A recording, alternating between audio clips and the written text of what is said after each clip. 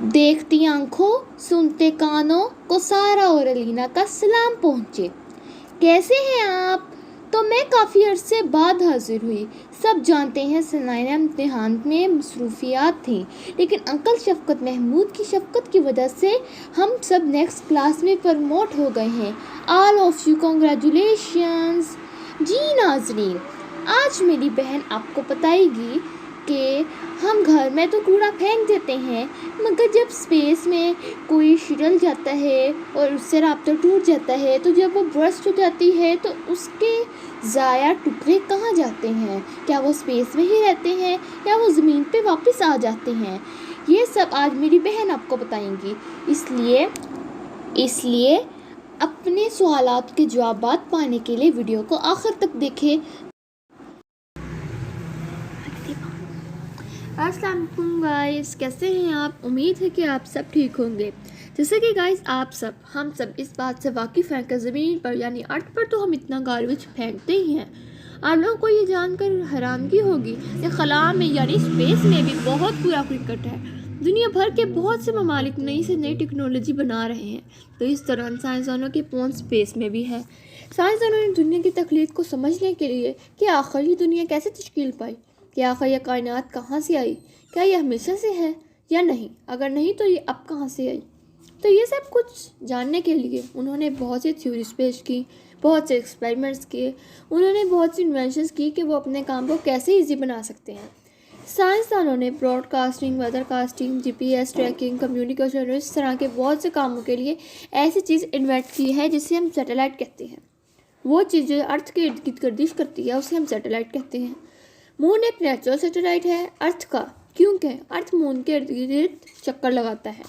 तो गाइस, साइंसदानों ने अपनी मालूमात और दरियाफ्तों को बढ़ाने के लिए स्पेस में बहुत से स्पेस क्राफ्ट, स्पेस शटल्स और सैटेलाइट्स भेजी।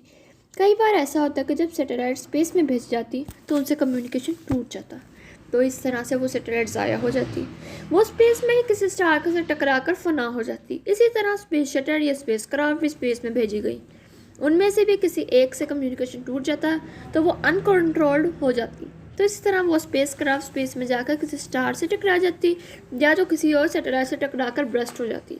तो इस दौरान बहुत सा मादा स्पेस में रह जाता। तो इस कूड़ा क्रिकेट को, इस गार्बेज को साफ़ करने के लिए बरतानवी कंपनी ने दी कला यानी पिंजा नामी एक सैटेलाइट का मंसूबा पेश किया, जो अपने मदार में ज़ेर गर्दिश लाखों करोड़ों इंसान को किसी सुकड़ी की तरह जमा करेगा। हम हर माह कोई ना कोई रॉकेट या सैटेलाइट ज़मीनी मैदान में भेजते हैं और ये सिलसिला दहाइयों से जारी है।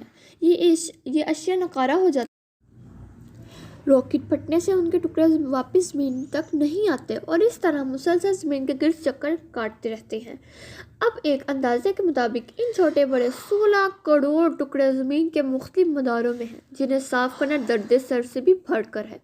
अगर इसे साफ़ ना किया गया तो इंतहाई तेज़ी से ज़ेर गर्दिश ये इस्साम मुस्तकबिल के खलाई मंसूबे, बिलखसूस खलाई स्टेशन के लिए मौत का पैगाम साबित हो सकते हैं। दी कला नामी सैटेलाइट 2025 में मदार के हवाले किया जाएगा, जिसका पूरा नाम क्लियर स्पेस 1 है। इसे अपनी नौयत की पहली खलाई झाड़ू कह सकते हैं, जो खलाई कूड़ा क्रिकेट साफ करेगी। बरतानिया की एरोस्पेस एंड डिफेंस कंपनी एलेक्नोन डाइमोस इसे डिज़ाइन कर रही है और इसके दीगर सिस्टम बनाएगी। इसमें बिजली के जनरेटर, छोटे रॉकेट थ्रस्टर और एंटीना नस्ब होंगे। अब तक हम खला में 10,000 से ज़्यादा सैटेलाइट भेज चुकी हैं, जिनकी अक्सरियत नकारा हो चुकी थी। फिर खलाई कचरा हर किस्म और जिसामत का भी है, जिसमें नट बोल्ट से लेकर खला नूर के कैमरे भी शामिल हैं। कला अपने पिंजों से खलाई कूड़े को अंदर खींचेगी और इसे तलफ करेगा या ज़मीन तक लेकर वापस आएगा। ताहम इसके लिए ज़रूरी है कि सैटेलाइट को ऐसे मदार में भेजा जाए जहाँ कूड़ा क्रिकेट की बहतात है। इसके लिए ज़मीन से इस कचरे को ट्रैक किया जाएगा। तो गाइस, आज मैंने आपको बताया है कि स्पेस में भी कूड़ा बहुत ज़्यादा है और इसको साफ़ करने के लिए हमारे बरतानवी कंपनी ने दी कला नामी सैटेलाइट भेजी है और अब वो 2025 में लॉन्च होगी।